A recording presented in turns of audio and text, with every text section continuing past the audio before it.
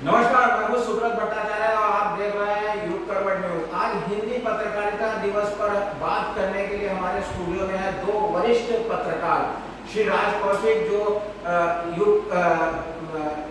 अमर उजाला और जागरण जैसे पत्रकार के ब्यूरो चीफ रहे। सर नमस्कार, आपका स्वागत है। और नवभारत टाइम्स के ब्यूरो चीफ रहे राकेश पराशर जी, उनका भी स्वागत है। आपका बहुत बहुत धन्यवाद। आपने आज बहुत अच्छा विषय चुना चर्चा के लिए। हिंदी पत्रकारिता दिवस भी आ गया है।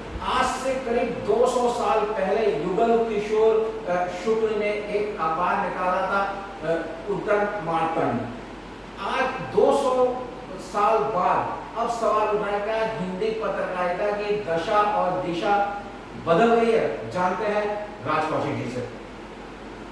देखिए भट्टाचार्य जी, पिछले करीब 20-25 साल के दौरान काफी कुछ दिशा और दशा दोनों में बदलाव आया है।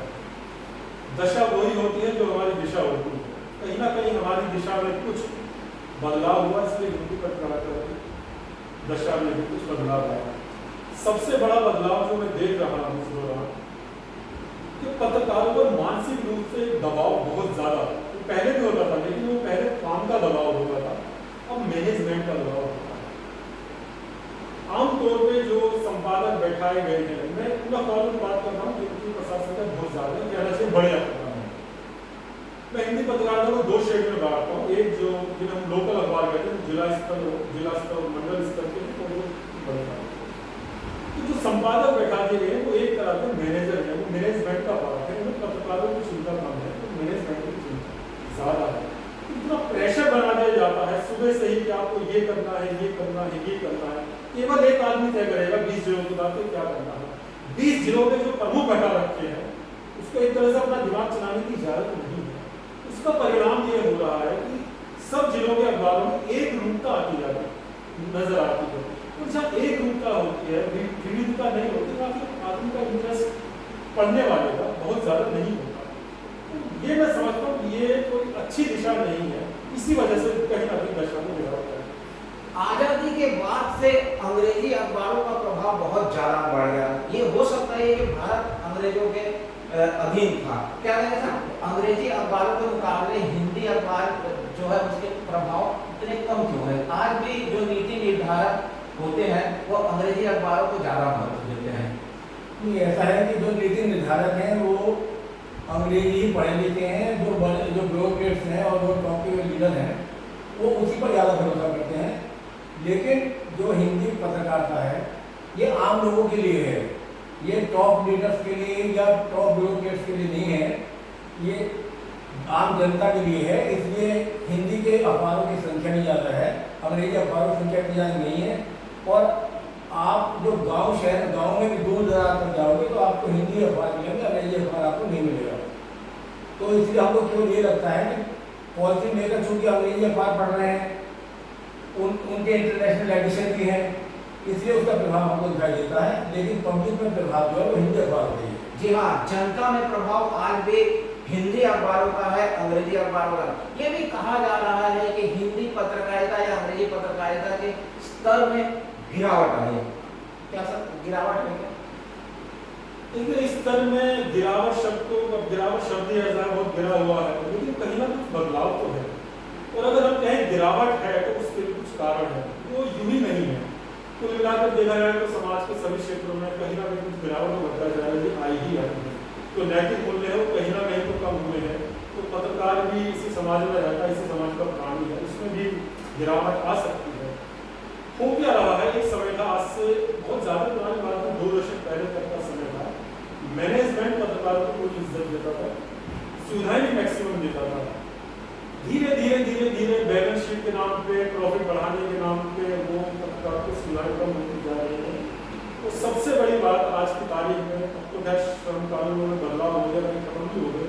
जब पूरी तरीके से श्रम कानून लागू थे तब भी एक वर्किंग जर्नलिस्ट की हैसियत इतनी थी, केवल किसी भी अखबार में, चाहे हिंदुस्तान में बड़े से बड़ा अखबार हो, 1 महीने की तनख्वाह देके उसको अगले दिन से घर पर बैठा दिया जाए।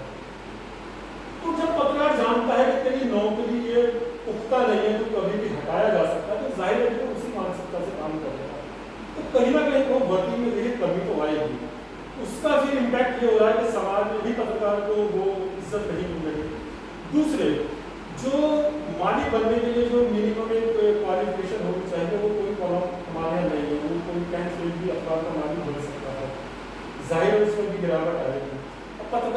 तेरी नौकरी भी सुरक्षित नहीं है, मालिक भी लाला टाइप है, ठीक से बोलना भी नहीं जानता, काम का प्रेशर भी जबरदस्ती दिया जाता है, तो जाहिर है फिर वो कहीं ना कहीं इधर उधर से दाएं बाएं कुछ करने की कोशिश करेगा, क्योंकि उसको जो कानून के हिसाब से जो सुविधाएं सैलरी मिलनी चाहिए वो भी नहीं मिल रही। भट्टाचार्य जी, मैं आपको बताऊं, ज्यादातर बड़े अखबारी घरानों की स्थिति है, जो पत्रकार का पीएफ का पैसा होता है ना, पत्रकार की सैलरी में जो मालिक के हिस्से का होता है वो भी पत्रकार की सैलरी में से ही काट कर, यानी वो अपना हिस्सा भी दे रहा है पत्रकार, और जो मैनेजमेंट को देना चाहिए वो भी उसकी सैलरी में से काट कर ये तो उसके नाम जमा किया जाता है, लेकिन कोई कहने वाला नहीं।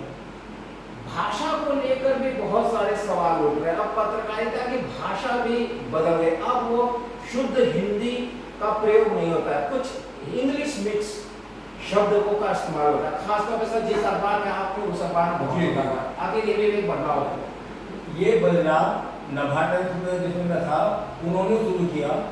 उनका कहना यह था कि जो शब्द जिस तरीके से बोला जा रहा है आप उसी को लिखें, बनस्पत इसके कि किसी शब्द का हिंदी अनुवाद करें पूरा। आम बोलचाल में आप भी देखेंगे कि आदमी हिंदी बोल रहा है लेकिन दो शब्द अंग्रेजी बोल रहा है, दबाव बढ़ गया या तनाव बढ़ गया, खबर लिखा जाए कि टेंशन बढ़ गई है इस कानून के हिसाब से। ये जो चला ना कि जो भाषा समाज में बोली जाती है आप वही भाषा लिखे, उसी को समझ सकता है इंसान। जब एक अखबार वो शुरू करता है तो बाकी सब लोग उसी का अनुसरण करने लगते हैं। क्या कहेंगे सर इस पर? लेकिन मैं इस बात से सहमत हूँ, और अगर देखा जाए हिंदी पत्रकारिता में जो बोले जाने वाले शब्द उनको लिखने की परिपाटी मेरे विचार से जनसत्ता के समय में शुरू हुई, उसको फिर और अखबारों में भी पकड़ा और नवभारत को अभी तक उसको लेकर चल रहा है, उसमें कोई बुराई नहीं करना चाह रहे, क्योंकि अब शुद्ध हिंदी में अगर हम बोलने लगे लिखने लगे तो बहुत से शब्द समझ में ही नहीं आएंगे। और मैं आपको बताऊं, जिस पहले अखबार का आपने जिक्र किया माध्यम, उसमें अवधि और ब्रज के शब्दों का ही ज़्यादा इस्तेमाल होता है। तो ये तो हमारी पूरी हमारी सांस्कृतिक विरासत है, जो बोलचाल की भाषा है उनको लिखने में कोई बुराई नहीं है। एक पहले सर ऐसा होता था कि पत्रकारिता और साहित्य के बहुत गहरे संबंध है, ये संबंध अब धीरे धीरे कम होते जा रहे हैं। अगर मैंने कहा ना, क्योंकि अब पहले अखबार जैसे बताया, ये जो अखबार निकला था पहला, ये आज़ादी की लड़ाई की कैसे शुरुआत की गई, ईस्ट इंडिया कंपनी की आंखों तले कलकत्ता से शुरू हुआ था। उसके पीछे एक मंशा थी, एक मकसद था, देश को आज़ाद करना है। फिर देश आज़ाद हो गया तो ये मिला जुला हो गया। जो बड़े साहित्यकार थे वो बड़े पत्रकार भी थे, उनका लेखन भी अच्छा था, गद्य भी अच्छा लिखते थे, पद्य भी अच्छा लिखते थे। लेकिन जैसे जैसे ये व्यवसायीकरण ज़्यादा होता गया तो देखिए उसमें जो सबसे पहले कोई चीज़ अगर पिछड़ती है तो साहित्यिक मूल्य, नैतिक मूल्य ही हमेशा काम धंधे व्यवसायिकता की दौड़ में साहित्य पिछड़ता है। तो साहित्य थोड़ा दूर होता जा रहा है, और ये हिंदी जिसे कहते हैं काम चलाओ हिंदी, उसका इस्तेमाल ज़्यादा होता है। ये आने वाले 20-25 साल में हिंदी पत्रकारिता का क्या भविष्य देगा? देखिए भविष्य में तो मुझको कोई ऐसी कमी नजर नहीं आ रही। हाँ, ये है कि जो एक गरिमापूर्ण इतिहास रहा है 20-25 साल पहले तक का मैं जानता हूँ, हमें उस गरिमा को फिर से प्राप्त करने में बहुत मेहनत करने की जरूरत है। वो गरिमा बहुत सारी हिंदी पत्रिकाएं बंद हो रही है। जी, बहुत बंद हो गई है। और देखिए जो बड़े बड़े हिंदी अखबार में निकल रहे हैं भट्टाचार्य जी, मतलब उनकी बैलेंस शीट वो हर साल उनके घाटे बढ़ते जा रहे हैं, नुकसान बढ़ते जा रहे हैं। और खासतौर पर कोरोना के केवल 2 महीने हुए हैं, लेकिन क्या हिंदी पत्रकारों की स्थिति कोई क्या बड़े बड़े अखबारों में, बड़े बड़े न्यूज चैनल पर बड़े पैमाने पर छटनी हो रही है, सैलरी कम कर दी गई है कि साहब आप कम सैलरी में अगर काम करें तो करें, वरना आप जाए, नमस्ते आपकी। तो कुल मिलाकर ये सब चल रहा है, लेकिन फिर भी मैं कहूँगा कि इन सबके बीच हिंदी पत्रकारिता का भविष्य में मैं ऐसा कोई चंद्रग्रहण सूर्यग्रहण नहीं मानता। उसकी वजह है कि हिंदुस्तान की ज़्यादा आबादी गाँव में रहते हैं, ज़्यादातर लोग हिंदी भाषी हैं, तो उन्हें तो हिंदी के अखबार चाहिए। आप देखिए दिल्ली के कुछ बड़े अखबार में नाम नहीं लेना चाहूँगा, उन्होंने स्कीम वो लेकर आए, साहब इंग्लिश का एक अखबार आप लेंगे अगर तो इतने पैसे में आपको रोजाना हिंदी का अखबार ही मिलेगा। लोगों ने उस स्कीम में लोग उसके सदस्य बने, इसलिए नहीं कि उनको इंग्लिश का अखबार पढ़ना था, उनको तो मुफ्त का हिंदी का अखबार पढ़ना था। वो असली पाठक उसके थे, उन्होंने सोचा यार हिंदी का अखबार मोटा होता है, इसकी रद्दी अच्छे खासी मिलेगी, वो हिंदी के अखबार की वजह से नहीं होता। तो हिंदी भाषी लोग बहुत है, तो मैं समझता हूँ भविष्य में तो कुछ गिरावट नहीं, बस ये थोड़ा गरिमा बनी रहे, इतना हमको ध्यान रखना है। क्या कहेंगे सर, अगले कुछ सालों में हिंदी पत्रकारिता को क्या संभावना है? क्या ये हिंदी पत्रकारिता कभी समाप्त होने वाली नहीं है। केवल ये तो हो सकता है कि प्रिंट जो अखबार है वो छपने कम हो जाए और डिजिटल का युग आ जाए, क्योंकि जो यूथ हमारा है वो डिजिटल पर ज़्यादा पढ़ना पसंद करता है।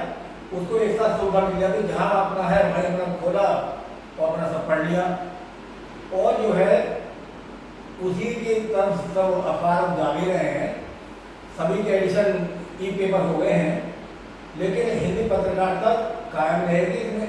और अखबारों ने खुद ने बदलाव करना शुरू कर दिया है। अब सब लोगों को अब देश दुनिया की खबर भी चाहिए, अपने जिले की भी चाहिए, और साथ साथ युवाओं को ये भी चाहिए कि हमारे लिए क्या होने जा रहा है, हमको जॉब अपॉर्चुनिटी कहाँ पर है, या सरकार हमारे लिए क्या कर रही है। तो इंफॉर्मेटिव न्यूज़ भी आने लगी है। जी हाँ, दोनों वरिष्ठ पत्रकारों का कहना है कि समय बहुत कठिन है, लेकिन हिंदी पत्रकारिता का भविष्य में कोई अंधेरा नहीं है, भविष्य बहुत ही उजाला है। कैमरामैन वरुण के साथ सुब्रत भट्टाचार्य, युग कलर न्यूज़ के लिए।